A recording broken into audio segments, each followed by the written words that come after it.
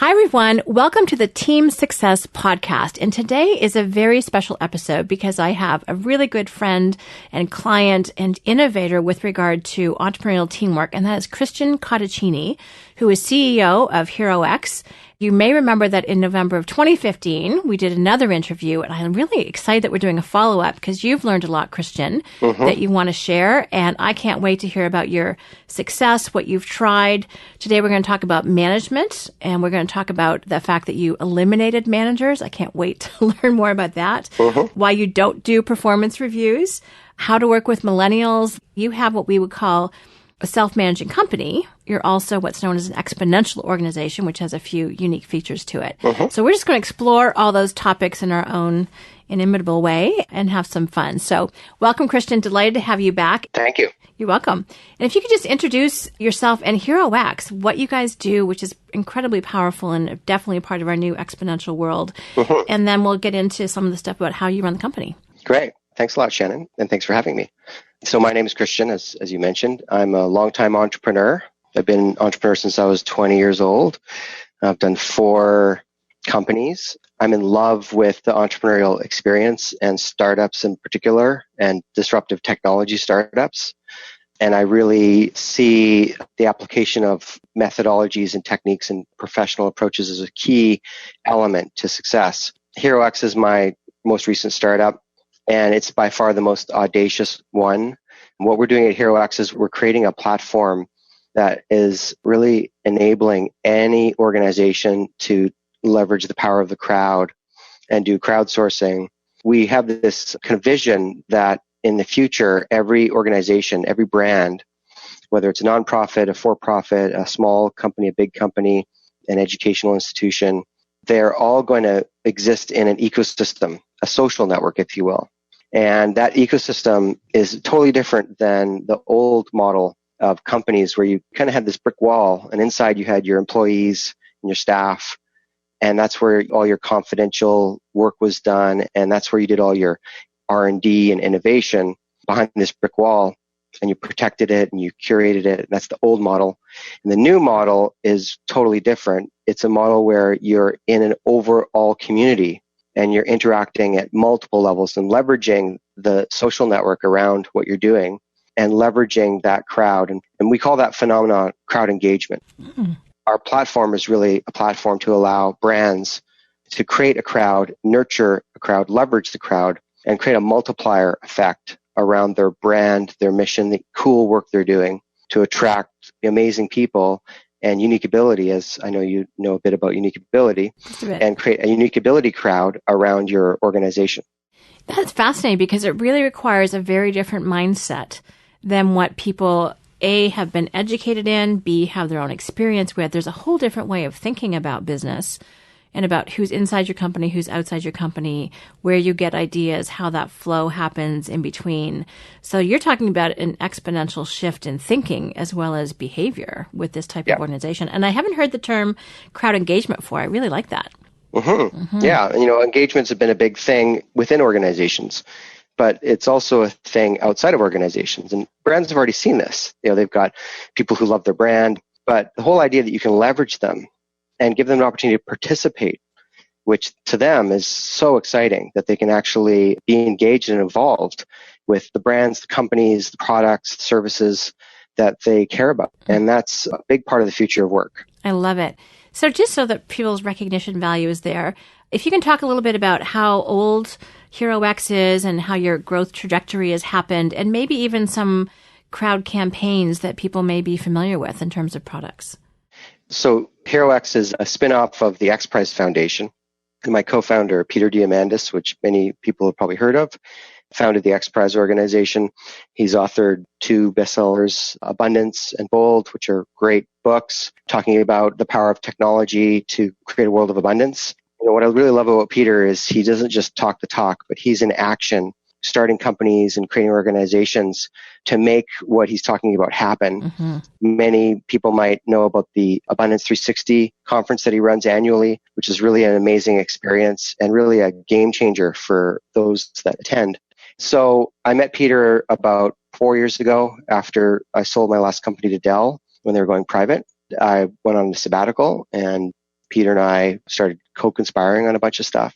And I made the mistake of telling him I was doing a new startup in the realm of crowdsourcing. And he leans over and he goes, I've got this project that I've been dying to get off the ground at X Prize. Maybe there's a tie-in. So long story short, the idea that we could take what X Prize has done and digitize and democratize it was just a really great tie-in to what I already saw in the market as an opportunity. And so we joined forces to create a spin-off of X Prize called HeroX. So we've been doing this for about 3.5 years, and we've had a great success. We've run a number of great crowdsourcing projects and challenges. We've designed over 100 and launched. A lot of them have been successful, and a lot of them are still on the go, and we're really scaling that model up. The whole idea starts, without getting into too much of the history, because crowdsourcing has a long history. It actually spans back to the 1700s. Wow. And I have a cool white paper on that as well. But basically, the whole idea here is rather than trying to figure out the problem yourself, you share the problem and the guidelines that a solution and innovation would meet, and then you incentivize the crowd openly to solve that problem. Peter did that famously with the Ansari X Prize, which is the $10 million prize for the first reusable spacecraft. And he did it at a time when NASA bragged about how it cost billions of dollars to get anything done. So $10 million was like nothing. And when he announced it, people just looked at it and said, there's just no way anybody's going to be able to create a spacecraft for $10 million. And in fact, it happened. Right. And it's really opened up the entire space industry for entrepreneurs. And it's been an amazing transformation. So we're a platform that lets you tap into that capability. Very powerful. And are there any crowdsourcing projects? What are some of the ones that you found most interesting or most stimulating or exciting that you've worked on? Well, geez, there's a lot, and they span a broad range, as I said, nonprofit and for-profit and government and just regular business. But I'll give one really great one, which is actually a gold company, Integra Gold. I met with them, and they were like, we really like to do some crowdsourcing. We really want to shake up our industry and really be innovative. And, they obviously had connected with Peter and had sipped the exponential Kool-Aid, if you will. So the question was, well, how can a gold mine company leverage exponential technology? So it turned out that they had bought the rights of a mining property from a larger bankrupt company, and they had done a bunch of survey to get all this geological data, and they hadn't analyzed it very well. So they digitized all of it. It was 6 terabytes of data, which is a tremendous amount of data, by the way. I think you'd need like 12 laptops to store it all. That's a lot. They put it online, and they put up a prize, and they asked people, if you can help analyze this data and discover where the likely gold reserves are in this property to this level of quantitative and objective measurements, then you'd win the prize.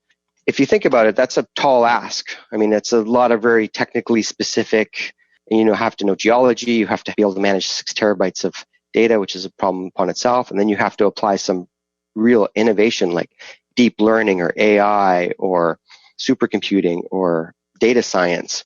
And we had over 1,300 actual innovators participate in that challenge. And then the finalists round went down to 6, and they did an event at one of the big mining conferences, and it was a huge success. The top 5 solutions all were awarded prizes, and the winning team delivered an amazing solution, and they're continuing to collaborate with them. That's just a great example. It didn't require a lot of work for them. They didn't have to prepay. They only paid for success, and they just leveraged the 3 billion humans that are connected to the internet. They leveraged them. And then on the other level, because what I actually get more excited about the smaller crowdsourcing projects, because anybody can crowdsource. And the $1 million ones, sometimes people go, okay, well, I don't have $1 million, so how am I going to do this? But one of our clients we've been working with that's been really exciting is NASA. They've been early adopters of crowdsourcing.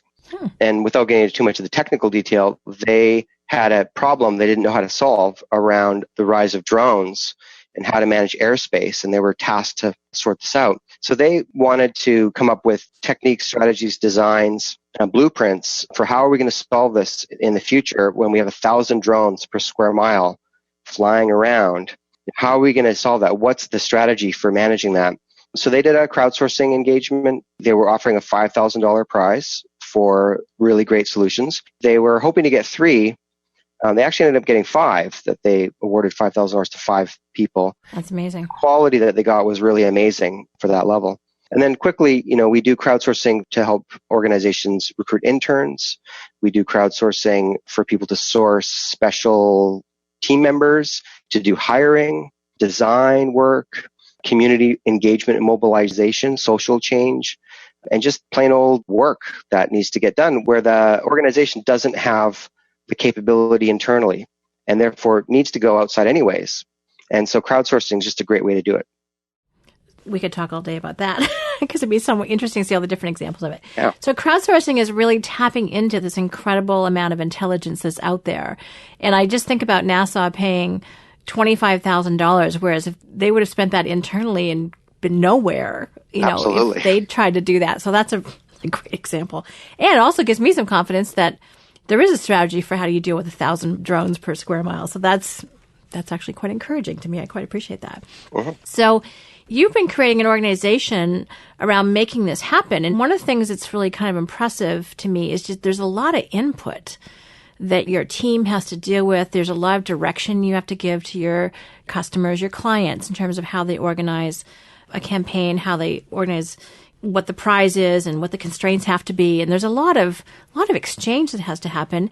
And you have created a team of millennials, I think primarily, that do this very, very successfully. You've grown exponentially, and it's not a large team. So can you talk about some of the core things? I know you want to talk about values that really helps drive this without you yourself don't have thousands and thousands of bodies doing this work. You've got a few.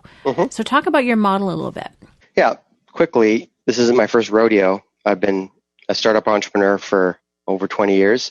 And I've learned that success is 5% ideas and strategy and 95% execution.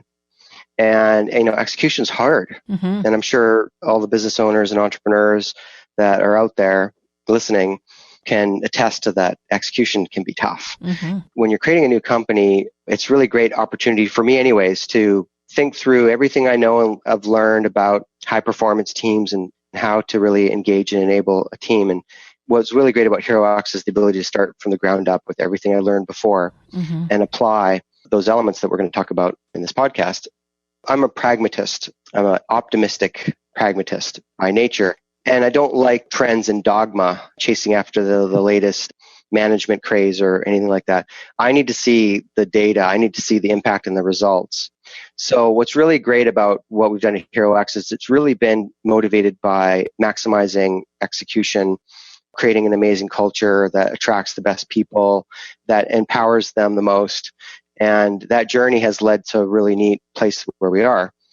And part of that is there's a couple of elements. First off, just understanding why we manage companies the way we manage companies and what is great about it and what's not so great about it. As well, how you leverage technology to really make a difference with how you run a company. And in HeroX's case, we're a virtual company, so we don't have any offices. We're globally distributed. So that adds even more pressure to our system because we can't leverage having everybody in the office and that kind of traditional method. And at the same time, I'm all in on creating a values-driven organization. When you have a set of powerful core values, it's the highest form of delegation, because if you have team members that you're aligned on the values of the company and you know that they'll make decisions consistent with those values, you can give them autonomy and you can give them trust because they'll be fundamentally making the right decisions. So companies always start with values, and it's been a huge success for us with what we've done there. And we've built a whole management system on top of that, which we're going to talk about today. And it's just building on the podcast we did about a year ago where we drilled down and we spent the whole time on our values. Right. So I'm excited to talk about what we've built on top of our company core values. So let's dive right into that. And I would strongly encourage everyone listening to go back to that podcast because you've got this great matrix and you explain what each of them mean. We did a deep dive into that, which was really insightful. And I love how conscious you are about your values. And just on that point, I was at this great conference I was speaking at. The lineup of speakers was amazing, including someone from X Prize and Singularity University, which was great to hear all about the exponentials again. But one of the other speakers was talking about exactly what you said. Values is one of the best delegations because you can be confident about how people will make decisions when you're not there. Almost word for word what you've just said. So I could not agree more. But it isn't enough to just come up with the values and share them and walk away. Exactly. That's not going to happen. Exactly. So one of the questions I have, well, if you're all globally distributed, how do you talk to each other? So I'm dying to know that. And then also, I just want to ask you a question. You said you eliminated managers. Mm-hmm. How in Lord's name did you do that? That's unheard of. Well, I'll give you a little bit about the journey that I went down for that. So first off, I, like many entrepreneurs, I'm just fundamentally a bit of a nonconformist and a rebel. So in high school, I didn't really like rules and the structure. And then when I entered the work world, I remember you get a job and you have this boss who tells you what to do. And I didn't like that at all. Shocking. Often you'd have this experience where you had a conviction about the right way to do something, but your manager would tell you the way that they wanted it done. Mm-hmm. And it wasn't the best way, but they thought it was the best way. But you didn't think it was the best way. And it just seemed like a really flawed model, because isn't the person closest to the work probably the person who has the best understanding of how to proceed forward? So then as I developed as an entrepreneur, many entrepreneurs talk about how they're an entrepreneur because they don't like being managed. So there's this kind of view that entrepreneurs are people that don't like to be managed, and then employees are all okay with that. And I bought into that for a while, but then I started asking, and I started finding out that no, in fact, a lot of people I asked, they don't like to be managed. And then I kept on asking, and I basically found out that, I don't think anybody really likes to be managed. I'll make the distinction between management and leadership, because that's an important distinction. Management is the application of authority to direct and constrain the behavior of another person. Oh, can you repeat that? So the application of authority. Of authority to direct and constrain the behavior of another person. Great definition. Okay? Yeah. And leadership, is driving towards a future collaboratively that wouldn't have happened without your leadership. Love it. Love it. So leadership's about creating value and really making a difference. And I love leadership. I'm all in on leadership. Management is the use of the authority that you've been given in your org chart to, in my opinion, avoid the need for leadership and just tell people what to do. Interesting. Right? Yeah. And there's this great concept called power versus force. And without going into too much of the theory. Dr. David Hawkins. Yeah. Exactly. Yeah. I was just looking for his book on my shelf. Yeah. So it's a great book. It's hard to read. It's a little bit opaque. But what I just described is force in management is the application of force. And leadership is the application of power. And the two negate each other. Mm-hmm, mm-hmm. And you can feel it. You don't even have to read the book. You can just feel it when you're interacting with somebody. You can feel the force, and you can feel that it destroys leadership. I just want to make sure everyone captures that, because I can read about 3 pages of that book and then I have to stop and digest it. It is that profound, actually. Dr. David Hawkins, not so long ago, passed away, but one of the leading spiritually connected people on the planet. All of his work is amazing, and his audios are pretty fascinating if you have a chance to listen to that. But I highly recommend Power versus Force by Dr. David Hawkins if you want to delve more deeply. But applying that to management and leadership is a great example, because power is attractive, but force, we want to avoid that. Yeah. I don't want to be forced to do anything. Yeah. For me, it's just a pragmatic revelation, that force is just not an effective approach for me to get what I want, right? So I don't even have to be values driven to make that decision. I can just be pragmatic. But it turns out that it aligns with my values and it's pragmatic at the same time. So the question is, well, now how do I manage a company, right? And if you really sit down and think about it, management's needed. And the word manage isn't needed. So the way we distinguish it is we manage systems and not people. Love that. Because systems don't mind the application of force, and they don't mind being told what to do. And by the way, their systems are just intrinsically incapable of leadership anyways, right? So, but once you have the distinction of we're managing systems, but we're not managing each other, it fundamentally changes the nature of how we collaborate without really losing any of the important elements that you need to manage, right? Does that make sense? It totally does. And when I think about a system actually, a really well-designed system, is designed to maximize people's creativity and impact and value creation. So you've just made an absolutely brilliant distinction, because if people aren't showing up that way, it means you have to change the system, not the person. Yeah. You've just flipped, I don't know how many decades of years of management theory on its head. So I love that. Thank you. And when I'm talking to a potential new hire or somebody who's just curious about this and I'm trying to explain it to them, the analogy I always use, which is approachable to most people, is, so do you remember when you were in university? Yeah. And then I'll ask them, did you have a manager there? And they'll be like, no. So you were self-managed? Yeah, great.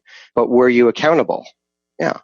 And did you have a structure that created that accountability and transparency and allowed your performance to be maximized? And yeah, I'm not saying every university is a perfect environment or that the university system is perfect, but it's just a great example of self-managing that a lot of people have experienced. Mm-hmm. The approach for universities evolved over 2,000 years. So it's interesting to see how that's landed there. Whereas the modern corporate world is really designed around a book called Scientific Management, which was published in 1911 by Francis Taylor. Mm-hmm. I've read the book, and it's actually a really good book. And it's got really great insights if you look at when he talks about management as managing systems and not people. He does. But then when you kind of look through the history, you see that after World War II, kind of modern corporate de facto approaches, the things we take for granted about companies, like org charts, was inculcated, that's a fancy word, inculcated into our culture after World War II when all the veterans kind of re-entered the workforce and a lot of military concepts were embedded, and we ended up with this org chart and this manager thing and all of that. It's a relatively new idea. It worked really well with some misgivings and blah, blah, blah. But here's the kicker. Now we have the internet.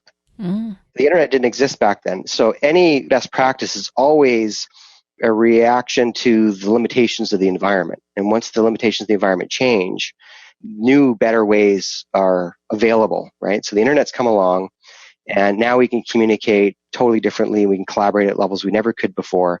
And the old model of an org chart where this guy tells his 4 reports what to do, and then it trickles all the way down and all of that stuff, it's really an obsolete model. And it's a new model as well. And it's a model that hasn't adapted as quickly to the change that I just talked about around technology. So that's where you can really just get clear that management's just in the way we currently talk about and experience management in a business environment is a new thing. And we take it for granted, like, well, of course we do it that way. But no, we don't have to do it that way. So I'm going to start with that. And that analogy of the college experience, you're self-managing and you're responsible for your own productivity and performance. And you can make your own decisions. Do you attend the lecture or not? Or are you going to put 5 hours into that midterms? Or are you going to put in 50 hours? So you're free and you're also accountable. And if you do a bad job, you're going to do a bad job. And it's going to be transparently reported on, right?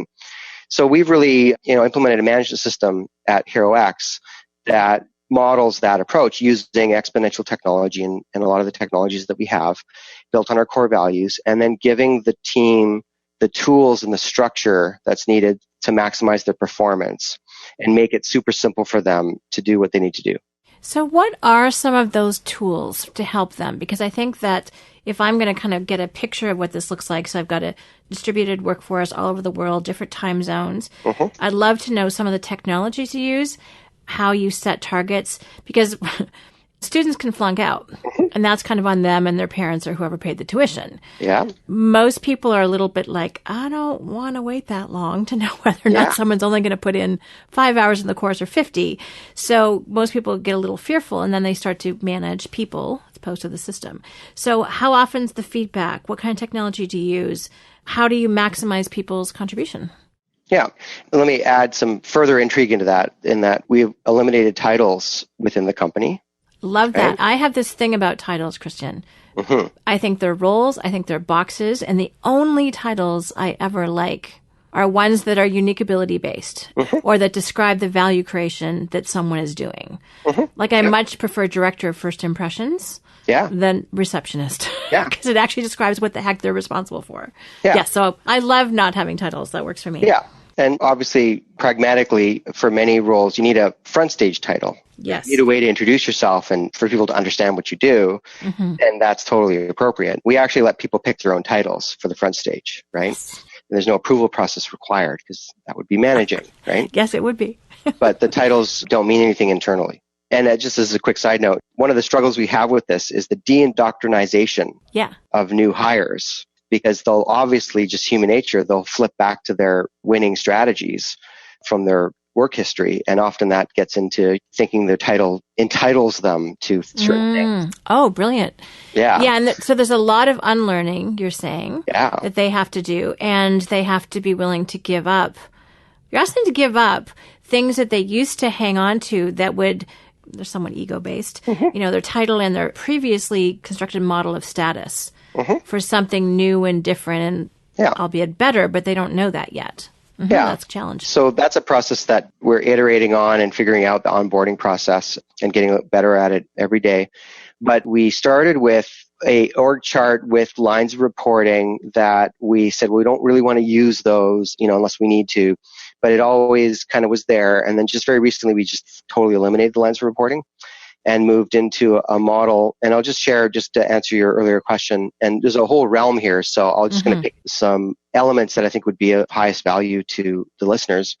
So we don't use job descriptions because job descriptions are just a title in prose, right? We use scorecards. Oh, yeah. Gee, I love scorecards. Yeah. So everybody in the company has a scorecard. Dan Sullivan is doing this amazing work on mindset scorecards. That's a realm that we are working on. I've got a lot to say about that, but I'm not going to talk about that today because it's not integrated into the things I'm talking about right now. The team scorecard, team member scorecards, are more like baseball cards in that they're more quantitative. Got it. And they're more about them being clear and communicating clearly with other team members the roles and accountabilities that they're taking on at the company. Okay. Because obviously, if you don't have titles, you don't have job descriptions. Okay, well, that sounds like chaos. So chaos is not the best thing. So what we found was that having clear scorecards was really clear. So if to use a baseball analogy, if you're a first baseman, right, you can put that on your card. That's the role I'm going to play when we're in defense. I'm going to be first baseman. And then here's how I measure first baseman success. And the measurement of that is a collective agreement, right? That, these are the results we really appreciate in our first baseman on HeroX because we've learned the value of those things. Now, the really cool thing about it is that people's scorecards are self-selected. So they create their own? They create their own scorecards. And the way that we do that, and this is still a little bit messy. I mean, we're a startup and we're evolving. But the way we do that is when we do our planning, we figure out kind of what are all the roles that we need filled, right? And it can be simple as, understanding like how many customers we expect to have in the next 90 days. And so one of our processes is onboarding customers. So we have to look at that and we have to go, okay, well, if we're going to onboard that many customers, how much onboarding role do we need added to the company? So we put kind of a overall list of, well, here's all the roles that need to get filled and what capacity it needs to be there. And the analogy I use is maybe not the best one, but I loved Lego when I was a kid. So was we figured out all the Lego blocks, all the roles are like the Lego building blocks, kind of put them all in the middle of the table. And then everybody kind of stands around and then they start picking the pieces and they can build their own job by building the Lego pieces and assembling it. And we just do that in an iterative fashion. And then people build their own scorecards. And the rule is, because we're a unique ability company and we're a purpose and passion driven company. And we're really excited about helping people work and be in their passion and their unique ability and their purpose. So the rule is we want you to order your scorecard by your passion level. And I talk to a lot of entrepreneurs about that. They go, oh, come on, Christian, that can't possibly work because people will pick all the fun stuff and all the crap stuff won't get picked, right? Well, first off, one person's garbage is another person's treasure. So you'd be surprised, right? If you have a bookkeeper who loves bookkeeping, I would rather drive nails through my feet and do bookkeeping. I know. Me too. I'm with you there. But there are people out there who love bookkeeping, whose unique ability is to do bookkeeping the same way every week over and over again. So that's the power. And so first off, that's the power and the essential nature of having a lot of diversity in your company, right, and maximizing diversity. And the other thing is that people genuinely, especially if you've got an engaged team that care about the mission and care about what the company's doing, people take a tremendous amount of accountability. So they're deeply caring about who should have what on their scorecards. So without lines of reporting, there's already a collaborative effort to work together to figure out who should be doing what. When we started this, I thought there'd have to be some rules, right? We'd have to put some rules and around that would manage the process more and eliminate side effects. But so far, it hasn't really occurred. So far, people have done a really great job And I'll just share, I had one person, because we do a lot of experiments. So before we roll things out, we do experiments. We use the scientific method experiment, and we test things out and look at how it went, and then we go from there. So when we did this new self-managing, self-building scorecard, I took a couple of people and I went through it with them. One person had a job very much on the backstage, very administrative and stuff like that. When she picked her scorecard, it was all front stage in a totally different role. So we just went with it. And her level of engagement and excitement and passion just blossomed. And the accountability she felt about her job went up. Why? Because she's the one that picked it. Right. It's so simple, right? Like if you let them pick it, then of course they're accountable for it. So did she change her activities a whole bunch? Like, did she just change her job? Yeah, completely. I love it. Without permission. Interestingly enough, she was a little nervous about, like, really? So she needed encouragement to do it, but she did it. And she's now one of the top performers in that new role.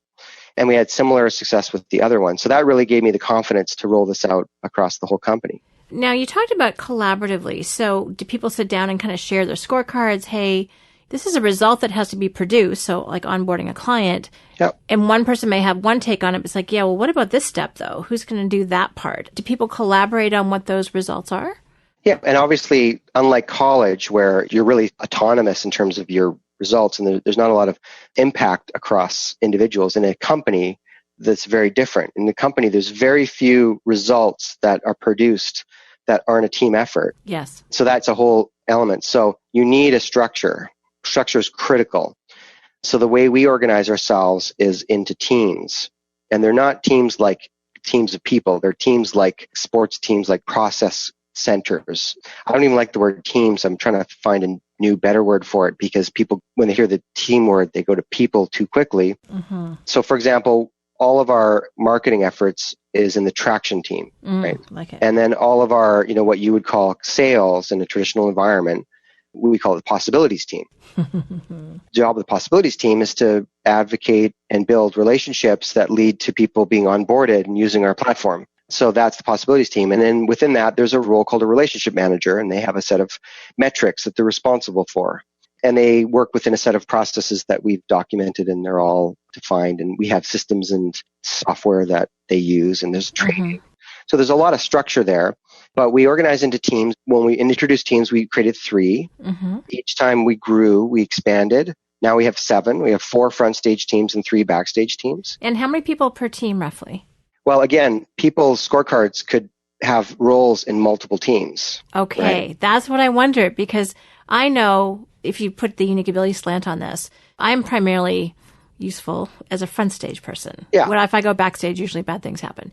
Yeah. So I try but there's 8 or 9 different things I do front stage. So I could be on multiple teams, and that's what you're saying. Yeah. If someone has amazing organizational talent, they could contribute that on the traction team, on the possibilities team. Got it. Love it. They're like different sports, right? So there's like the volleyball team and the soccer team, right? They're playing different games. There's different rules. There's different processes. Right. And if you see a role you play in the volleyball team and you want to do that role, and then as long as it adds up to 100%, right? So you build your scorecard until it's 100% of your time, and then you stop. Got it. Right? Got it. Okay. And then whatever doesn't fit, that's where our recruiting efforts go. Got it. Okay, good. Right? So we recruit for the stuff that run out of unique ability, passion, or capability for. Okay. And that's where recruiting goes. Does that make sense? That makes total perfect sense. So I'm conscious there's just more things I want to talk about too. Yeah. So tell me just 1 or 2, and feel free to name names. Mm-hmm. What are some of the communication technologies that you use to connect with one another? Mm-hmm. And I'm sure you're going to need some, obviously, if you're sharing scorecards, you need some visuals and some stuff that everyone has available to them, or is there proprietary stuff that you guys use? What do you do? Just taking a verse from Dan Sullivan's playbook, we heavy emphasis on tools, on using tools to drive and support processes. So we have a scorecard template specifically for the team scorecards, and we have a process matrix, not a great name, but we have a process matrix, which is all the company's processes documented out. So we use those tools, and then we have a dashboard where metrics are reported. Okay. And again, we're a startup, and so a lot of this is rough and still growing and evolving. And as a startup and as a lean startup, we put as many resources on the front stage as we can, and not a lot on the backstage. And as we grow, our backstage will get more sophisticated. So we're iterating on that. But the use of tools and just avoiding people like creating blank documents and filling them with stuff and sending them around to people is really not a good thing. So anytime we see that happening, we ask the question, well, where's the missing tool that would have that new document that somebody's written or whatever not be needed anymore? Related to that, we don't use email in the company. We haven't used email since day one, before not using email was trendy. Now Slack has come along and made it trendy, which is great. And it emphasizes the fact that it's pragmatism about the universal efficiency of our approach. So we use Slack, don't use email. We also don't use phone calls. We use video conferencing. Zoom is the one we use now. We used to use Google Hangout, but we had too many stability problems. So we now use Zoom, and Zoom's been great for us. Fabulous, yeah. Yeah. And there's just a lot of little decisions you make. It's all in the realm of standardization based upon performance and pragmatism and empowerment and all the values of the company, right? So we are careful to not introduce too much technology for the sake of introducing technology, but to be really pragmatic about it. The other really important thing is transparency, right? So the way I like to describe it is the tools and the scorecards, they're not owned by anybody, okay? They're shared. And so all our scorecards are on a Google Drive share. Anybody can go and look. The visual is all your tools and your documents are like in the center of the team, and the people are around, and they're all collaborating like spokes of a wheel into the collective of the information, documents, and systems. That might sound really simple, but the other approach is more of a linear one where you got people and documents, and then they kind of move from one to the next. And there's this chain that occurs, and then a sense of like ownership, like this is my document. That is really destructive. But once you mutualize the tools and there's a sense of shared accountability, then my scorecard is not just about me. It's about my contribution to everybody. And anybody in the company can go to my scorecard and challenge something. They can go and say, hey, Christian, you're spending 20% of your time doing that. Is that really aligned with what our company level goals are in the next 90 days? When those challenges happen, I love that because nobody's smart enough. The CEO in many companies is a person you can't challenge, right? True. But even the best CEO is not smart enough to be able to get everything right without that feedback. So then you fall into this emperor has no clothes scenario, which is just another form of authority and force. So that collaborative and openness and transparency is really important. That is fascinating. Now, I'm sure the fact that you have scorecards is tied into the fact that you also don't do performance reviews. Yeah. Because the scoring is probably how you keep each other accountable. Do people score themselves? Do other people score one another? And how often would be my question about that. Well, since we report metrics on the scorecards based upon the roles, right? The performance speaks for itself. We are social animals, right? Human beings. It's our biggest differentiation is our ability to collaborate together. We're pre-wired for collaboration. You don't need to read a book to collaborate, right? So if anything, this is about getting stuff out of the way and allowing our natural talents of collaboration to occur. And we also, to our tribe, if you will, we have a sense of accountability. One of the worst human phobias or fears, right, is being ostracized or separated from the tribe. If anything, the culture just naturally will create too much of a performance review pressure because of that level of shared accountability. So you don't need to do performance reviews for performance to be reviewed and for people to feel accountable. They're pre-wired to feel accountable for the role that they take on, especially if they're the one that chose the role. So if you give people autonomy and freedom, then the sense of responsibility just comes naturally. When a manager has told you to do something or you didn't get a promotion and now you're doing a job you don't really want to do and the manager is telling you to do it in ways you don't want to do it, and then the performance review comes along, it's just called the blame shell game. Where the manager and the employee will usually walk away not agreeing on where the blame was allocated. It's just not a successful process. So there's actually a third pillar to interaction that I didn't mention, which is where this fits in. I talked about leadership. The other one's management. The third one's called coaching. And coaching is about supporting the performance of another person. And it's distinct from leadership. So coaching is where we work on performance. And so if somebody's having a problem with their numbers, then the first place we go is to coach. And that's about the future performance. It's not about trying to analyze the past. Like performance reviews tend to be, well, you were in this meeting, you did this, and this is, and this is my judgment about it all, which is the opposite of coaching, if you think about it, right? Yeah, our definition of coaching is you're asking questions to help clarify people's own wisdom and learning and knowledge and to bring it to the forefront and to help clear away the clutter. That's really what coach does, strategic coach, so that they can figure out their own answers and then get to where they want to go. So exactly, yes. Because just like in a sports environment, the way one pitcher pitches versus another, it's based upon that person's specific biology and physiology. There's no one size fits all. And it's about discovering and tuning and optimizing that pitcher's performance. And anybody who's a sports fan just sees the style of a top performer is very unique to that person. And well, it turns out that that's just the way it is everywhere. So coaching is about helping them discover access to performance and not to tell them what to do or whatever. So that just ties into that whole point of a performance review. And that ties into the scorecard and the metrics. And so far, that's worked out really well. At HeroX, there's such a shared accountability that if somebody is not performing, there's an outcry. People are asking questions, right? Like what's going on? What's in the way? And it naturally resolves a lot without needing to put a lot of structure in that place. Now, as we grow, we will get more refined and we'll put structure in how exactly that's done. But like I said, just creating that environment. And let me just add another thing, just from the values that we have to this and that. And this is a really important lesson for anybody because the way we do it at HeroX, it wouldn't be appropriate to cookie cutter apply it to another organization because the whole point here is to match the backstage to the front stage, right? Think about how you create value for your front stage. And you think about everything I just said. Well, if you're crowdsourcing, isn't crowdsourcing about maximizing opportunity? Isn't crowdsourcing about people self-selecting the work? Isn't crowdsourcing about self-managing? Isn't crowdsourcing about that autonomy and that freedom on the front stage? Well, of course it is.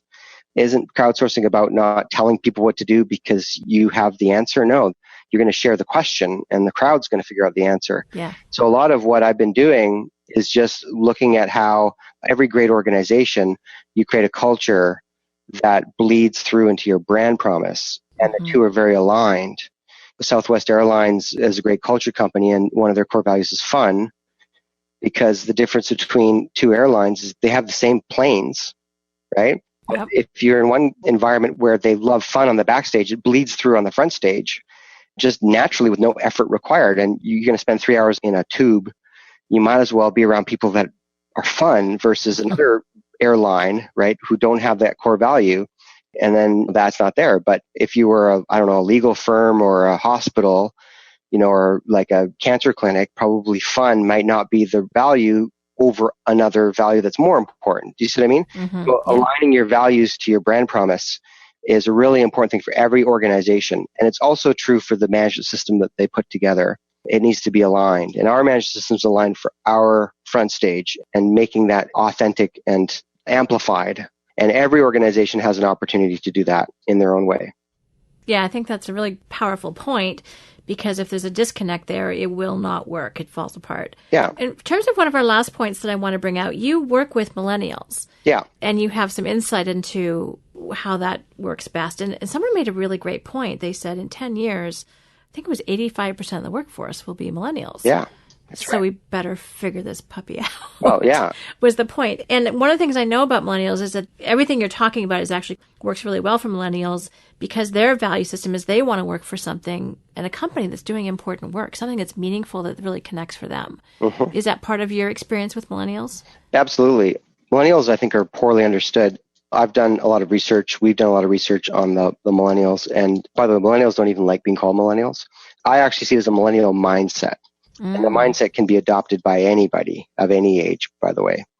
But the mindset has been driven by the democratizing power of the internet and technologies. The millennials are the digital natives, right? Everybody else is a digital immigrant, right? Digital native and digital immigrant. Yeah, that's brilliant. Yeah. Some digital immigrants adopted their new home and some resisted, okay?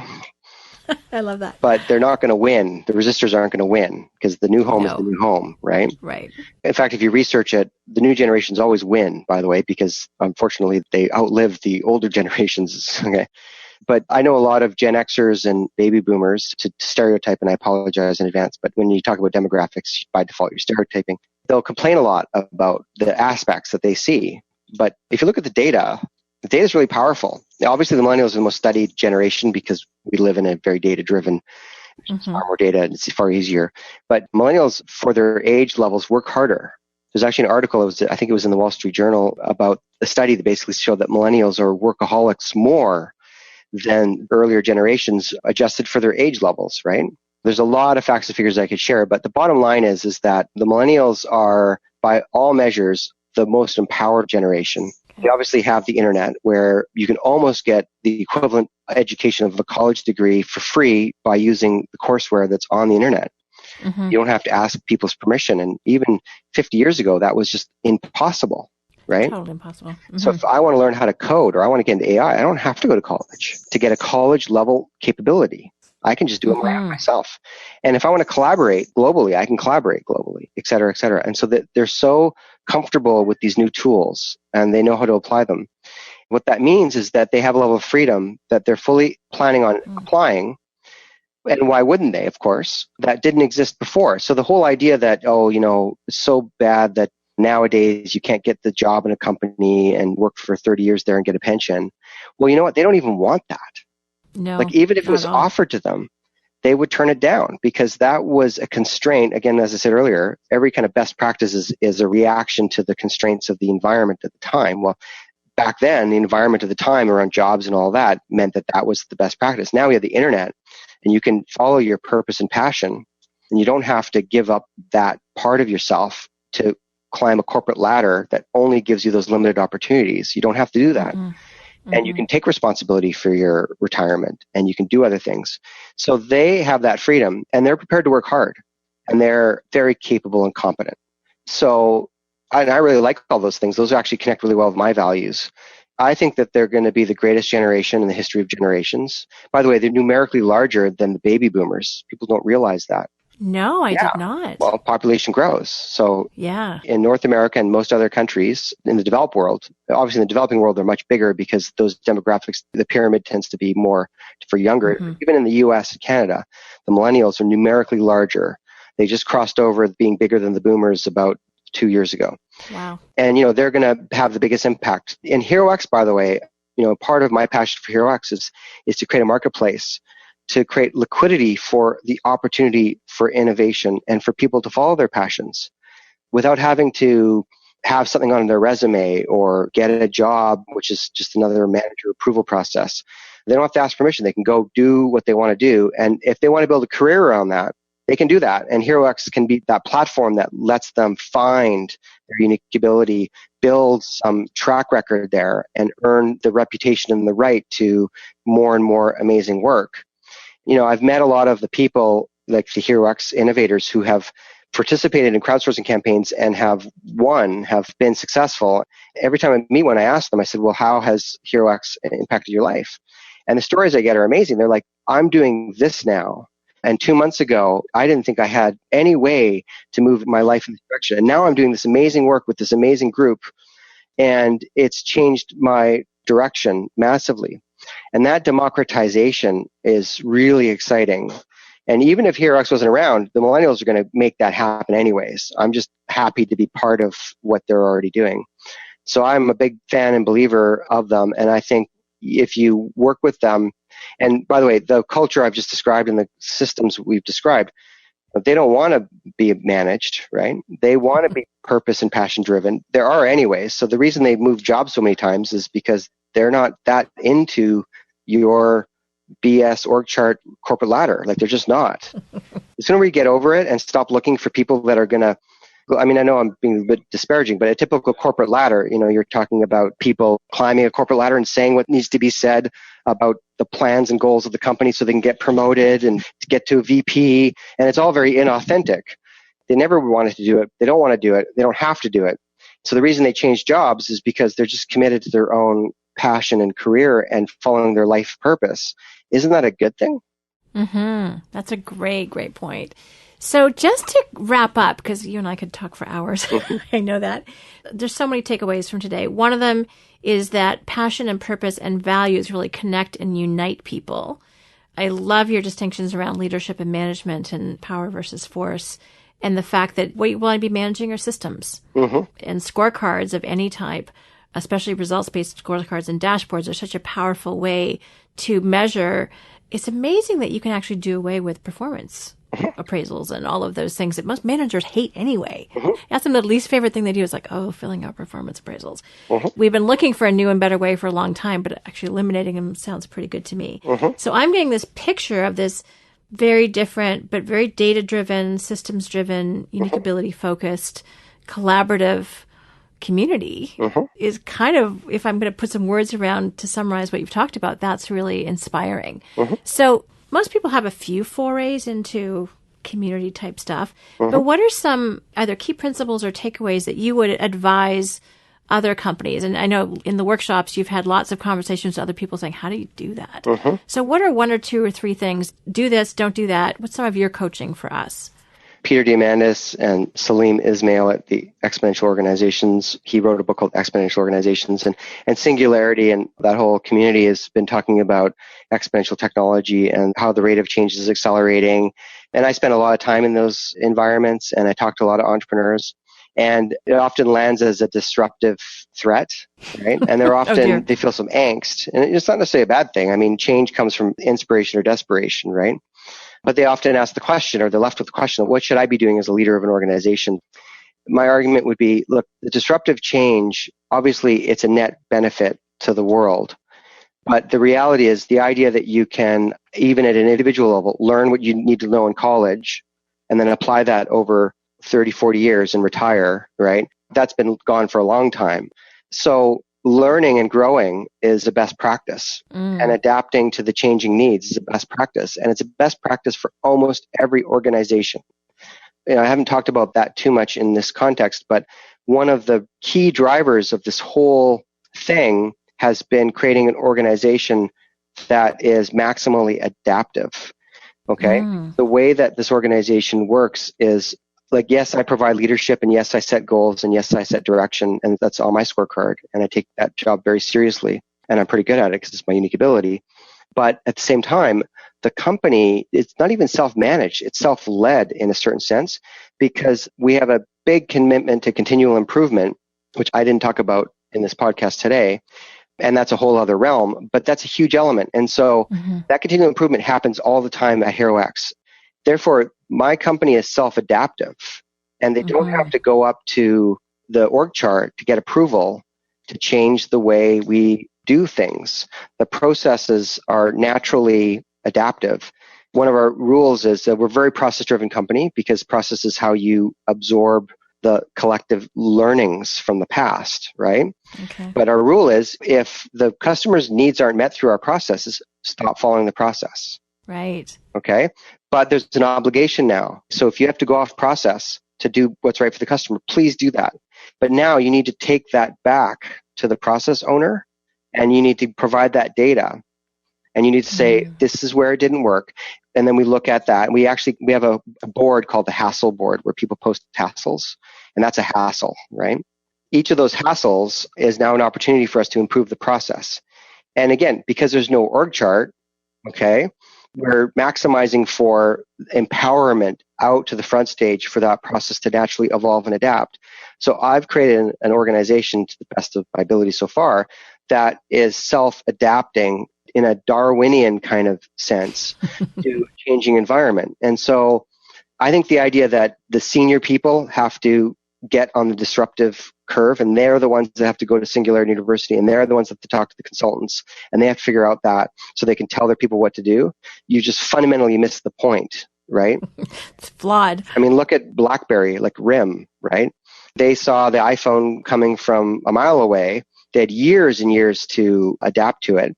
The top-down strategies failed over and over again, and now they're basically toast. Blockbuster, even before Netflix was Netflix, it was super simple to look at the streaming bandwidth required for video and see how it was growing and predict when streaming to the house would be a thing. Blockbuster had 10 years notice, and they're bankrupt. Kodak invented the digital camera. I know. And they're bankrupt.